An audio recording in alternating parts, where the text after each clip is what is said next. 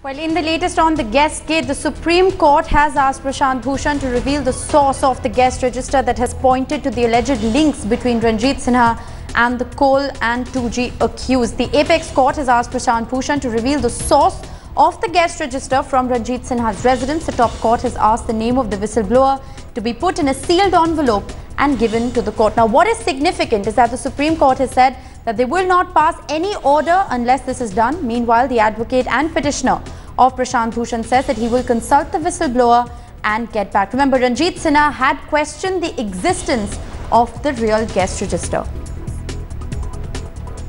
My colleague Jaskirat Singh Bawa is joining me live from the national capital. Jaskirat, take us through the latest. Prashant Bhushan there reacting to the court, saying that he will consult the whistleblower and get back. But the Supreme Court says that there will be no headway in the case until that is done.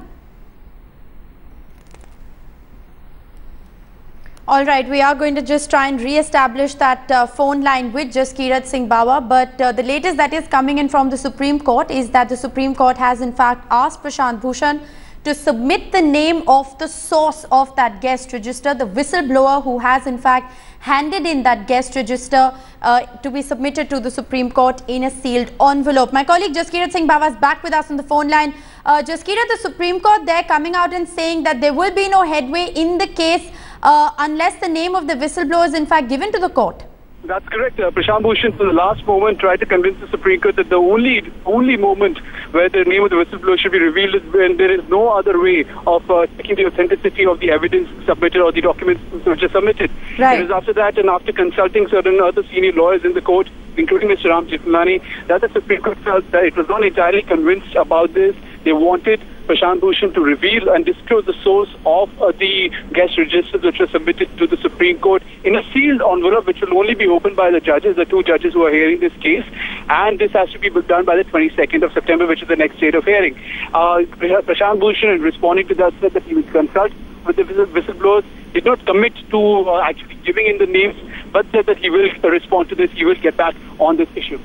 Right, Jaskirat, if you could also just perhaps, put this into perspective for us in terms of the legality of disclosing the name of the whistleblower. Is Prashant Bhushan legally obligated to do so if the Supreme Court in fact asks him to, which in this case it has? Well, for the longest time, he was arguing that he's not in fact obligated because the sanctity of a whistleblower, the concept of a whistleblower is so that the person can remain anonymous and still give credible information. Right. However, as per Supreme Court's rules of 2013, there's one particular rule that says that if any document is submitted in the affidavit, the source of the document is also supposed to be named. It has to be revealed. It can't be just whims and fancies and hearsay.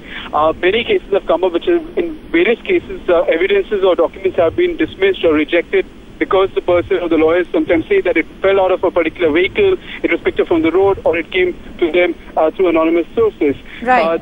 But this is not an all-encompassing rule. In this particular case, the Supreme Court was not entirely convinced, even though Prashant Bhushan brought up a certain government notification which allows the whistleblower to be protected, and also brought up the existence of a draft whistleblower protection bill, which is yet to be passed as a proper law by the Parliament. Right. Supreme Court not entirely convinced, and saying in its order that as per the Supreme Court rules, since it is supposed to be revealed, the source has to be revealed, and they're not entirely convinced by his argument, they have asked him to reveal the source in a sealed envelope only to be opened by the judges.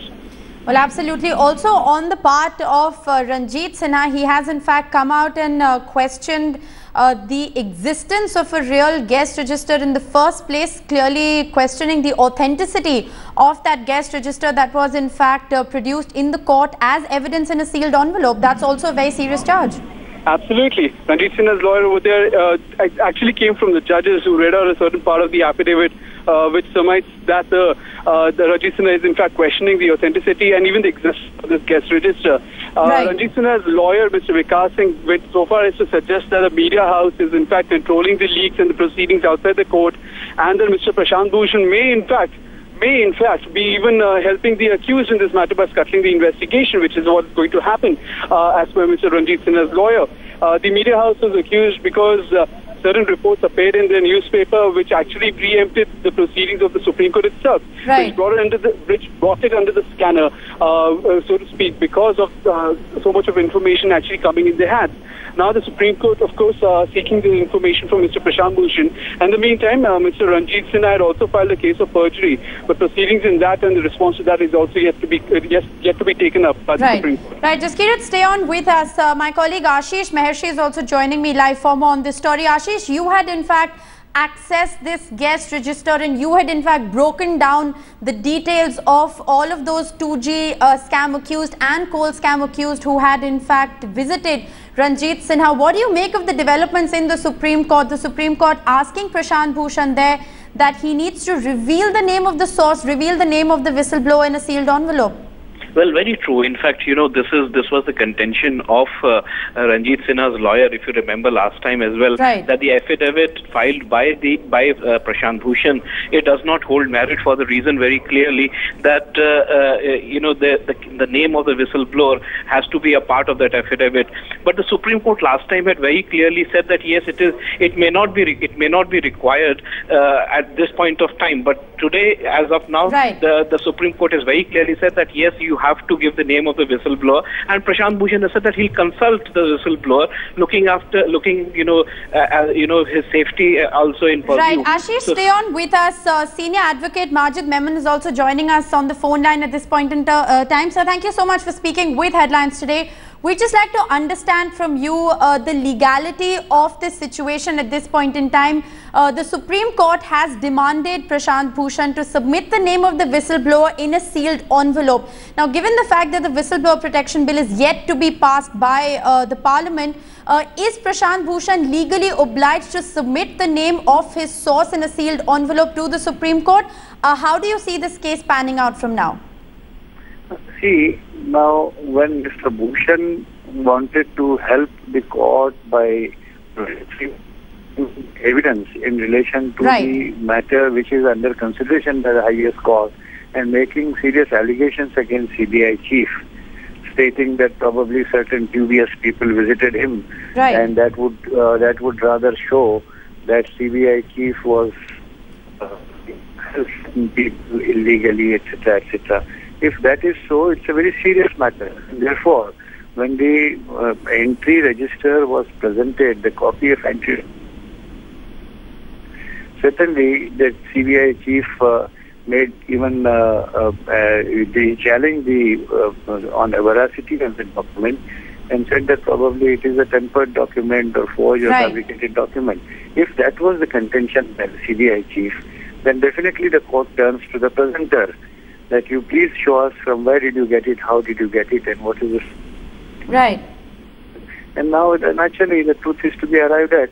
Once the court is satisfied with regard to the genuineness of the document, it is only then that the court would turn to the CBI chief and ask him as to what have you to say about it. But Mr. Memon, what do you make of the fact that, the entire premise of a whistleblower is that the identity is to be concealed, and the entire premise of, the whistleblower revealing information is that it is done under the condition of anonymity. So given the fact that, this could perhaps endanger the life and security of the person who has in fact revealed these details, how do you think this entire thing is going to pan out, given the fact that the Supreme Court has made it very clear that this case will only go forward once Prashant Bhushan reveals his source?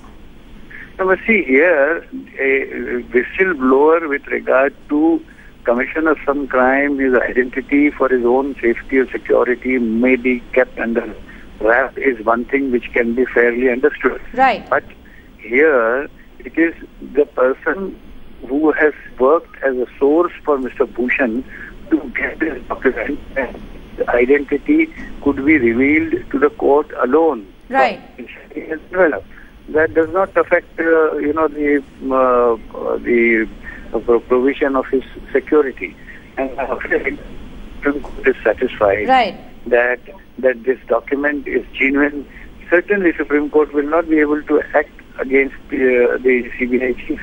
Right. So also, do you then believe that, in the event that the whistleblower in fact does not agree to his identity being revealed to the court, do you then believe that this case in fact, falls flat, perhaps will have no more steam to go forth?